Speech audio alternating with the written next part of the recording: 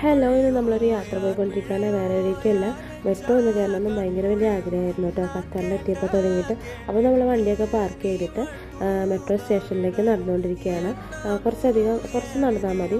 അപ്പം ഞാനും ഹസ്ബൻഡും 2 ഫ്രണ്ട്സും കൂടിയാണ് നമ്മൾ പോയിട്ടുണ്ടായിരുന്നത്. അപ്പോൾ ഇതേപോലത്തെ ഒരു റൗണ്ട് ഗേറ്റ് ഉണ്ട്. അപ്പോൾ സാധാ ഗേറ്റും ഉണ്ട്, നമുക്ക് അതിലൂടെ കടക്കാം. അതിന് ശേഷം നമ്മളത് ആ മെട്രോ കയറാൻ വേണ്ടിയിട്ടുള്ള ടിക്കറ്റൊക്കെ എടുക്കണമായിരുന്നു. അപ്പോൾ അവർ ടിക്കറ്റൊക്കെ എടുക്കുന്നുണ്ടായിരുന്നു. ഞാൻ ആ ടൈമിൽ വീഡിയോസ് കാര്യങ്ങളൊക്കെ ഒന്ന് എടുക്കുമായിരുന്നു.